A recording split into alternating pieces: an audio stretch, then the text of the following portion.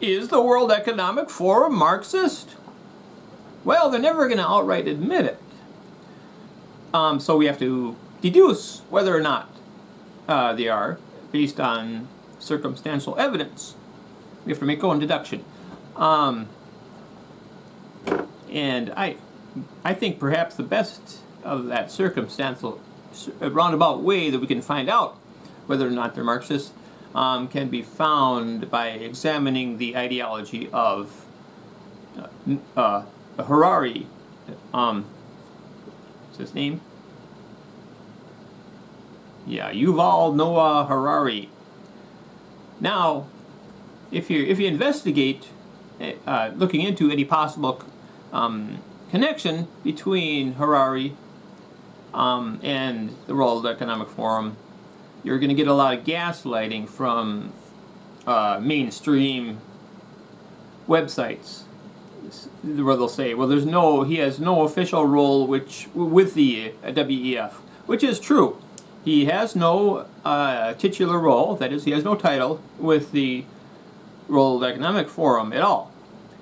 That is true. However, he may still have a de facto role there, even if there's no official role. So, yeah, maybe he does, maybe he doesn't have a de facto role, but he does seem to have a philosophy that is in line with the World Economic Forum's philosophy. What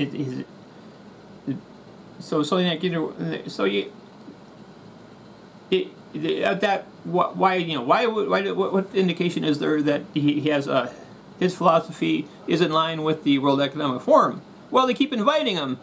They invite him to speak at their meetings. Not only do they do that, they also put him in a real prominent prime time speaking slot there.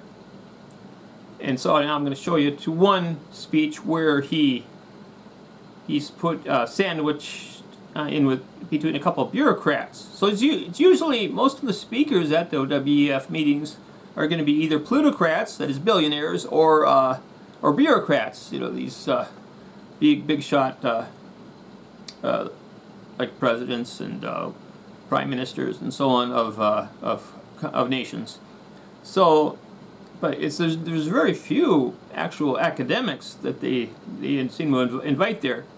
I can't think of very many other than Harari that they invite on a regular basis. About only there's like Greta Thunberg. I think she spoke there, but she's kind of cornered her niche just with the climate change theory. But Harari, he's more like overall philosophy guy.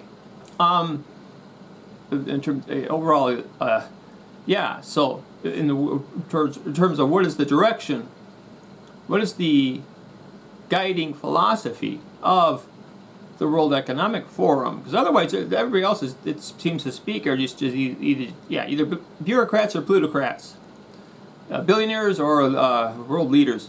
So why, if his views do not line up with the World WEF, why do they keep inviting him to speak in these prominent primetime slots? And also they don't invite people, independent journalists to speak. That have their views that run counter to the mainstream media and run counter to the World Economic Forum's positions. And everything, the positions that they state, that are stated on the World Economic Forum's website, they always seem to run end up getting parroted by the mainstream media, corporate media, just invariably.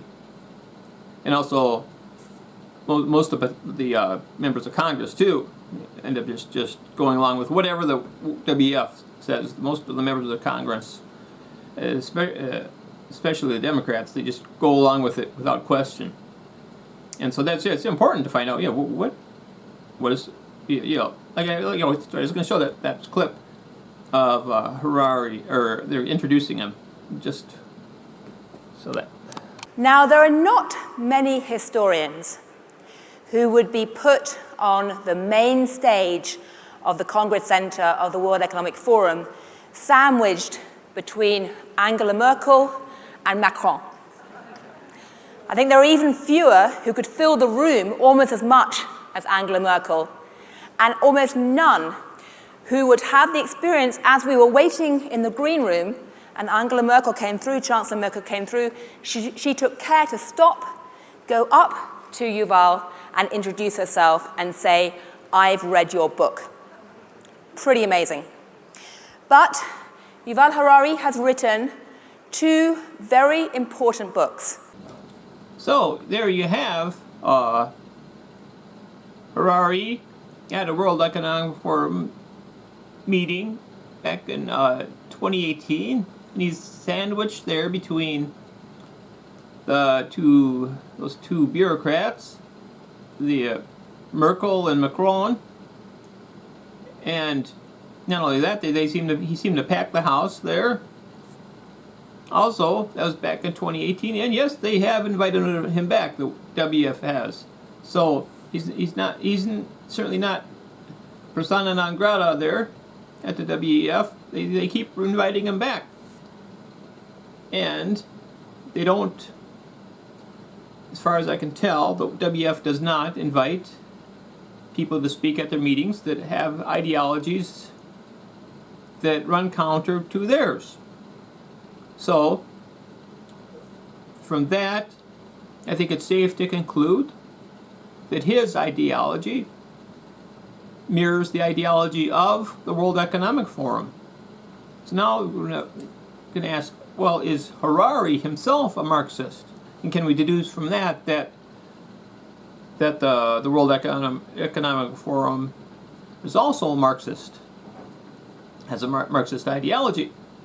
And where I conclude that Harari is Marxist himself is in part from his meetings with Zizek, I think it's pronounced that. He's famous. Now Zizek, Slavoj Zizek, I think he's openly Marxist. And so now there's been more than I can find two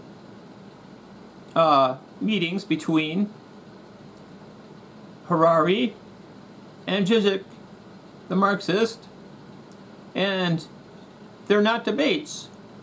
They're more of a collaboration.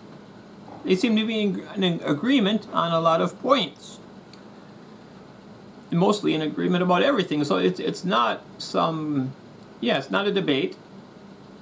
It's like an open think tank session between two like-minded individuals. And so now you contrast that with the debate between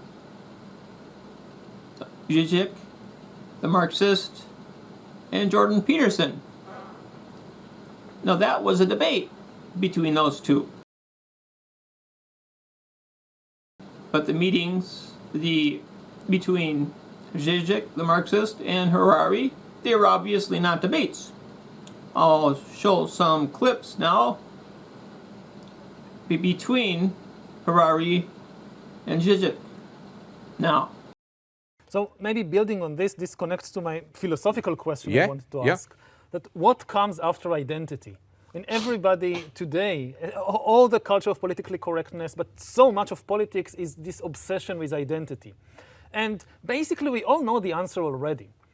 Everybody knows, at least everybody who really thinks knows, that all identities are fictions. All identities are historical constructions. We've been through it so many times, we know it. And we still go through the ritual of exposing it again and again, but this is a done deal. And what really fascinates me, again, from a philosophical and historical perspective, is what comes now. How does the world look like after people accept that, yes, all identities are fictions? So what's the next stage? If you agree that it's now a done deal, that everybody knows that all identities are fiction. Well, I don't think it's a done deal. I do not think that identities are fiction, political or otherwise. However, I do believe that's consistent with what Harari is saying, and Zizek seems to be in agreement. It seems to be, I think it's consistent with the Marxist position, where essentially with Marxism, the individuality of the citizen is not recognized. Instead, it is all a collective, one form, and that is all part of the strange Hegelian philosophy of, through history, everything eventually gets congealed into one form, one org, if you will. I believe the org collective is essentially like a prescient idea of what is to come once this Marxist Hegelian idea is realized throughout history. Now looking at Hegel, he titled his most famous work, The Phenomenology of Spirit. So that was in singular, is where I think that was intentionally made to be singular, so that there is no more individual. And that's what they talk about with this Marxist Hegelian philosophy, is the end of history is what will eventually be reached. It's very much a religion, this ideology of Hegel. It's like and Marx. So it's like Marxism is essentially a denomination of the Hegelian religion. And so, how do you differentiate between this a religion and a general political philosophy? Well, there's no clear, prima facie, obvious empirical way to differentiate between the two. But I would say with religion, and as you can see with Hegel, it's all synthetic a priori. And then when I'm reading Hegel and Marx, it does not ring true for me. Now I think with religions, there is, well, for instance, go back to Kierkegaard. He would say that with religion you have to just take a leap of faith that what you believe with your religion is true. But no, I think that's actually is not entirely correct. I think that there's a certain intuition that you're relying on when so it's not completely, you're not taking a complete leap into the dark without any indication that you're gonna land on some solid ground. There is some intuition you just have to rely on with your leap. It's a combination of faith and intuition. So there's like you intuit some truthiness in the religion that you have a faith in. But for me, with Hegel and Marx, there's no ring of intuitive truthiness in it. So I don't want to have anything to do with it, with the Marxist religion. But that's the problem, though, with Marxism, is that they seem to be trying to infiltrate every facet of society. Now, compare that with something like Scientology. Well, I'm not a fan of Scientology. I think it's not good. Not a good religion. It's a malevolent religion. But one good thing about it is they seem to be insular, like they're in their own group. They put out some celebrities. They recruit celebrities in an effort to recruit the masses. They want more members and everything, of course, but once they get the members in, the Scientology, they're not trying to infiltrate the education, public school education system and government, medicine, in the socioeconomic system. They're fairly content with their being within their own organization, in their own little world. They're like, so let's leave us alone, and we'll leave you alone. But it's not the case with Marxism. They seem to be really infiltrating their tentacles are spreading out everywhere. And if I think that if it is indeed the case that the WEF is infiltrating every little facet. I mean, because the WEF, they seem to be in charge of everything in terms of how the whole political systems, all the systems work around the whole entire globe. So that it's very important to find out whether or not they are Marxists. So if they are, then because given the power that they seem to have, that would indicate that that is what is happening with Marxism. That they're infiltrating every little aspect of society. Now the counter argument would be, oh well, the WEF, they're known as the Davos crowd because they meet every year in Davos, Switzerland, all these billionaires. And that's the opposite. Isn't that the opposite of what Marxism is all about? I would counter that, no, that's not what Marxism is all about. The whole idea that this whole thing about glorifying the worker and trying to get better economics, better finances for the underclass, the working class. That was merely and entirely an aspect of recruiting. The Marxists used that as a recruiting tool to draw in more members. So they'll do whatever, they'll say whatever it takes to get more recruits.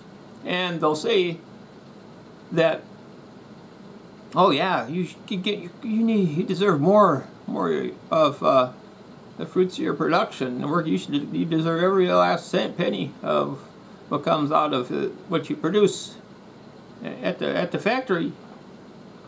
You're getting ripped off. So get everybody riled up. Get the proles riled up, so that they'll overthrow the reigning bougie class. But that was just to get more members. I really don't think they care one way or the other about wealth disparity, the Marxists. Because when you look at it, it's all about this Hegelian philosophy, this Hegelian religion, I should say. That's what the goal is to achieve this.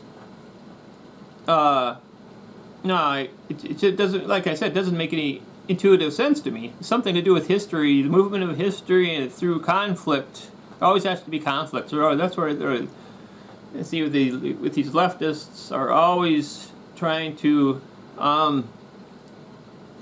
bring clashes, people clashing, and with the woke ideology. Like I think, like with this, they have all these controversies about transgender. And now I think with transgender, I think that's again is designed to make us acclimate the society to the idea of transhumanism, and that is the end goal of. And you see with the WEF, they are all about these implants, microchip implants of both the brain and the wearables. And so that shows again the prescience of Star Trek Enterprise Borg Collective, that's where these that was all the implants were placed onto the humans, and so that they could be assimilated into this one Borg collective.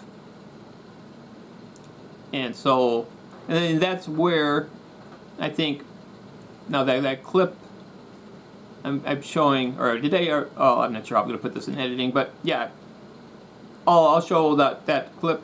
Either I'll show it before or after I'm talking here, where there's that collaborative, one of the collaborative many videos between Zizek, the Marxist, and Harari, where Harari is taking. Oh, that's right. I did already mention that. So yeah, this that where Harari is saying that identity is a fiction, and so that's what. Yeah, it's the culmination of the when identities no longer have an identity, then you become assimilated into the Marxist Borg collective. So you're no longer, you no longer have any identity. You're not an individual spirit according to this Marxist ideology. Of course, the reality is we are individuals. We have our own identity, our own spirit. That's our identity, is our spirit. We are spiritual spirit beings made of spirit. That's what constitutes who we are as an individual. The metaphysical spirit. It's not our flesh and bones. It is that's not the fundamental of who we are as an individual. What identifies us is our spirit, which differentiates between everybody else's spirits. So it's all the other spirits. So it's a humanity is a multitude of spirits. So but according to Hegel, it's just one spirit, and then that's what Marxism is based on, is this Hegelian idea of just the one spirit, where there is no individual spirits. It's just one. But yeah, so it seems that this is the ideology of World Economic Forum, as it is a Marxist ideology. It is this religion, this religious cult, and I think it is fundamentally Marxist. Now you look at, I think they try to avoid identifying as Marxist, because then that. Because it's to their advantage to appear as though Marxism is on the wane. It goes back to Sun Tzu's The Art of War, as I'm paraphrasing it, but something along the lines of it. When you are a strong force, appear weak. I think that's what the Marxists at the WEF, they're trying to make it appear as though Marxism is on its wane, but when in reality, it is actually may be stronger now than it was even during the height of the Soviet bloc era. And then the WEF, I think that's the most powerful organization on the planet currently. So I think the case could be made that Marxism is stronger now than it ever has been since its inception by Marx himself. So yeah, that's what I wanted to discuss. So yes, I believe that the World Economic Forum is Marxist, and we need to be very guard against that and push back against it. Recognize we are all special individuals, special spirit beings, and we have our own identity. So I guess that's all I had to say for now. And if you're still watching, thanks for watching.